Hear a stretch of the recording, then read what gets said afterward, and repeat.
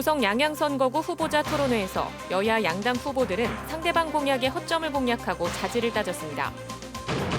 코로나19로 존폐 위기까지 내몰린 플라이 강원을 살리기 위한 도민 운동이 펼쳐지고 있습니다. 하지만 정부의 금융 지원에서 제외되면서 지역 반발이 큽니다. 삼척시가 코로나19로 어려움을 겪는 주민들을 위해 1인당 20만 원의 재난지원금을 지급하기로 했습니다. 강릉에서 후보자를 위해 음식을 제공한 선거구민 2명이 단속되고 선거 벽보가 훼손되는 등 선거와 관련된 불법 행위가 늘고 있습니다. 안녕하십니까. 뉴스데스크 강원입니다.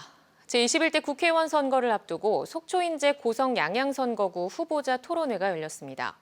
더불어민주당 이동기 후보와 미래통합당 이양수 후보는 치열한 공방을 벌였습니다. 배현한 기자가 정리했습니다.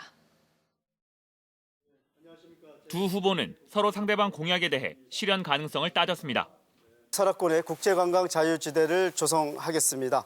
국제관광 자유지대는 단순 관광을 넘어서 문화와 레저, 또 교육과 의료 등 다방면에 걸쳐 조성할 계획이며 여기에 산업을 추가하는 방식으로 하겠습니다.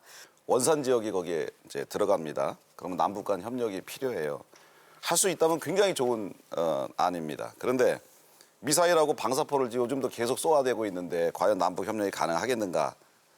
그리고 그 원산 지역에 뭐 하고 싶으면 유엔 안보리 제재 결의안에 위배가 돼요, 현재. 설악권 동반성장 마스터 플랜 수립과 추진, 이것을 핵심 공약으로 잡았습니다. 저는 먼저 지역 전문가, 그리고 관계자들, 그리고 지역 주민들이 함께 참여하는 소통의 협의체를 마련하겠습니다. 그 협의체에서 지역 주민들의 의견이 충분히 반영된 연구 용역을. 설악권 동반성장 마스터 플랜이 저는 좀 아쉬운 게 이게 지난 4년 임기 동안 충분히 할 수 있었고 이를 좀 구체화하셨으면 어땠을까 하는 아쉬움이 있고요. 이것은 지난 4년 동안 우리 이양수 후보가 일을 안 했다라는 것을 스스로 인정하는 것이 아닐까 생각합니다. 고성 산불 피해 보상 구상권 청구에 대해서는 온도차를 보였습니다. 최근 대통령께서 지역을 방문하셔서 우리 이지민들의 가장 큰 현안인 한전의 구상권 문제는 우리 주민들에게 도움되는 방향으로 추진하겠다는 말씀을 주셔서 단비 같은 소식을 주셨습니다. 한전의 책임 있는 보상이 따라야 되는데 한전이 피해 보상 금액의 60%로 지금 합의를 해서 이재민한테 주려고 했는데 정부가요, 한전의 구상권을 청구했습니다. 저는 이재민 보상금에다가 구상권 청구하는 이런 정부는, 이런 나쁜 정부는 처음 봤습니다. 상대방 자질에 대한 흠집내기도 이어갔습니다. 선관위가 그 이동기 후보에 대해서 자서전을 무상 제공하고 그다음에 명함에 허위사실 게재하고 확성장치 이용했고 이런 걸 또 식사를 제공하고 이런 걸로 검찰에 고발했습니다. 근데 이동기 후보께서는 당에서 검증했기 때문에 괜찮다고 그랬어요.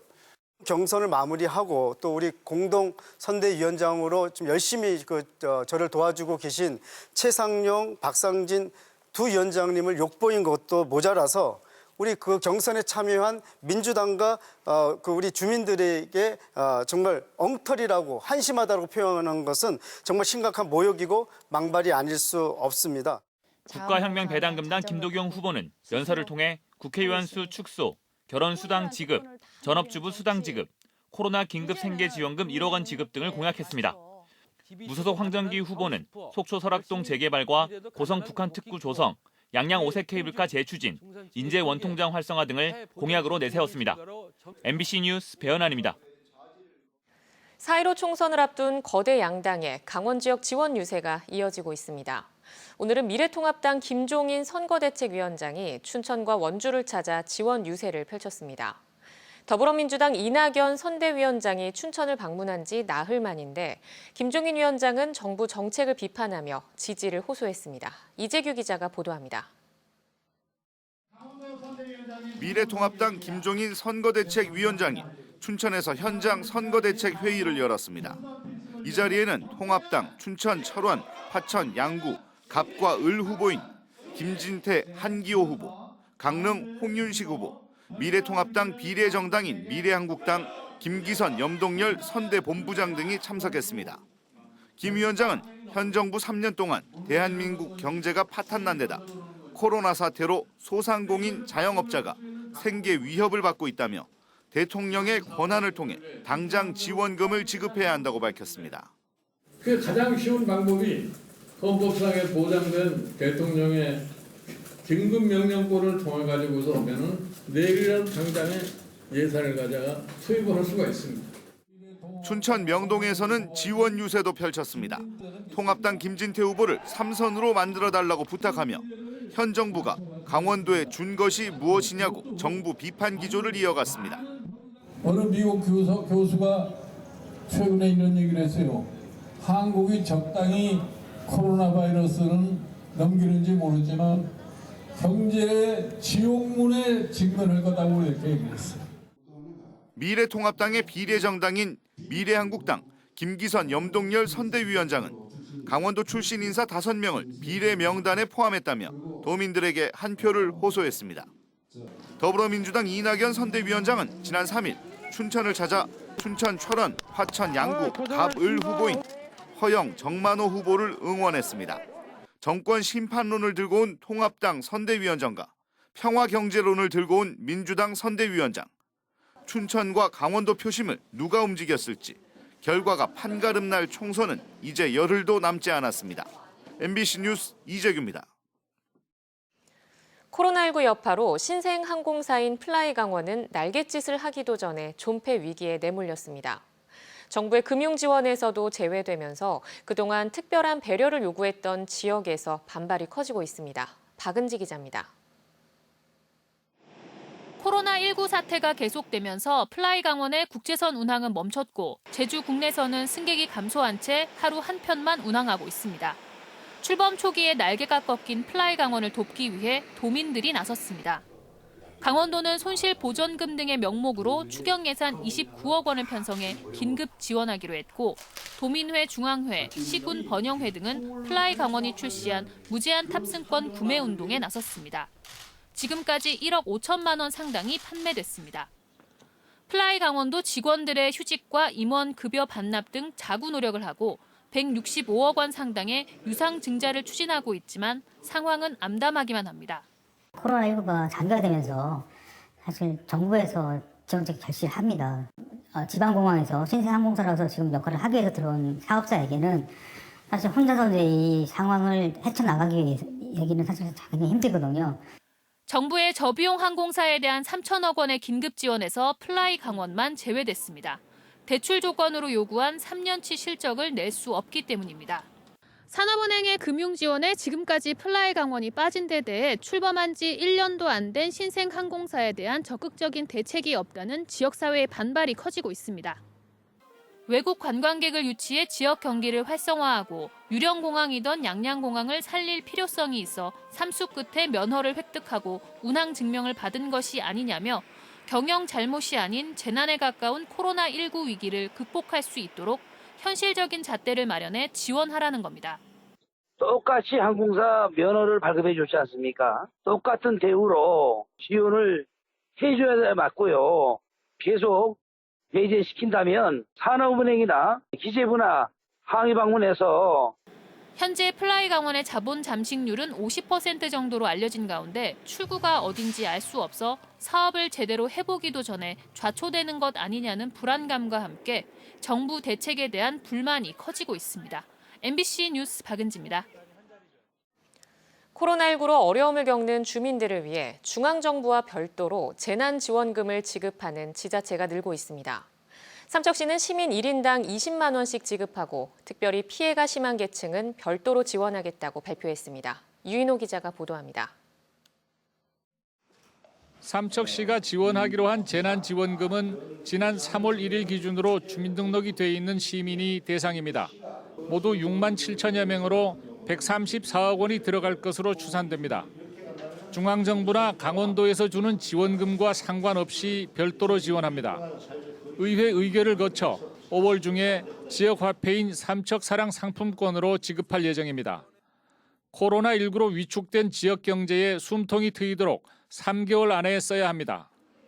소득이나 재산을 따지지 않고 모든 주민에게 재난지원금을 지급하기로 한 곳은 정선에 이어 홍천, 양구 등 도내 여러 곳으로 확산되고 있습니다.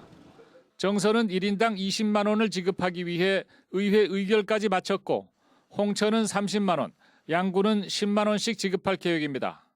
삼척시가 우리 어려운 시민들에게 보호막이 되는구나, 이런 것들을 한 번 정도는 보여줄 수 있다는 판단에서 전격적으로 모든 시민들에게 이렇게 배부하도록 그렇게 결정을 했습니다. 삼척시는 영업 부진으로 애가 타는 소상공인들을 위해 임차료도 지원하기로 했습니다. 한 달에 50만 원 한도로 2개월분 최대 100만 원을 지원합니다. 이건 5월 중에 현금으로 지급하는데 5천여 개 업체가 대상이 돼 30억 원이 들어갈 것으로 삼척시는 예상하고 있습니다. 또 이용자가 급감해 소득이 줄어든 운수업 종사자들에게 생활안정자금으로 최대 100만 원을 지원합니다. 택시와 관광버스 운전기사들이 주 대상입니다. 삼척시는 재정안정화기금과 예비비를 사용하고 행사 예산 등을 줄여 재원을 마련하기 때문에 채무가 전혀 없는 재정 건전성을 유지할 수 있을 것이라고 밝혔습니다. MBC 뉴스 유인호입니다. 강원도 전체 인구 가운데 65세 이상 인구 비율이 20%를 넘어서면서 강원도가 초고령 사회에 진입했습니다. 더구나 강원도는 고용률은 낮고 실업률은 높아 대책 마련이 더 시급합니다. 권기만 기자입니다. 지난 3월 말 기준 강원도 내 65세 이상 노인 인구는 30만 8,835명, 전체 인구 153만 9,577명의 20.1%로 유엔의 초고령 사회 기준을 넘겼습니다. 전국에서는 전남과 경북, 전북에 이어 네 번째입니다. 시군별로는 양양의 노인 인구 비율이 29.2%로 가장 높고 원주가 14.6%로 가장 낮았습니다. 고성과 영월, 횡성 등 군 지역이 대체로 높았고 춘천, 속초, 동해 등 시 지역이 낮았습니다. 강원도는 지난 2008년 노인 인구가 14%를 초과한 고령 사회에 들어선 지 12년 만에 20%를 초과한 초고령 사회에 진입했습니다. 통계청의 국내 전체 예상보다 6년 빠른 겁니다. 15세 미만 인구의 비율이 급격히 줄어든 게 주요 원인입니다. 10년 전과 비교하면 강원도 내 경제활동이 가능한 15세 이상 인구는 8만 3천여 명 늘었지만 15세 미만 인구는 7만 천여 명이나 줄었습니다. 출산 장려에 더 많은 사회적 역량이 투입돼야 한다는 걸 시사합니다. 전문가들은 강원도의 고령화 문제가 타 시도보다 심각하다고 진단합니다. 고용률은 58.1%로 전국에서 하위 네 번째, 실업률은 상위 세 번째로 일자리가 부족하기 때문입니다.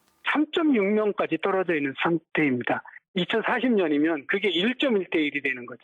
젊은 인구층을 유입하거나 또 유치를 억제하는 그런 활력 있는 지역사회를 만들어가는 것이 가장 중요하다고. 낮은 출산율이 유지되면서 경제 인구는 줄고 부양해야 하는 고령 인구는 계속 늘어나면 지역사회가 붕괴되는 말 그대로 지역 소멸을 피하기 어렵다는 우려도 나옵니다.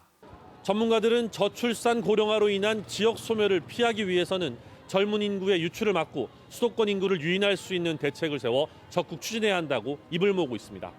MBC 뉴스 권기만입니다.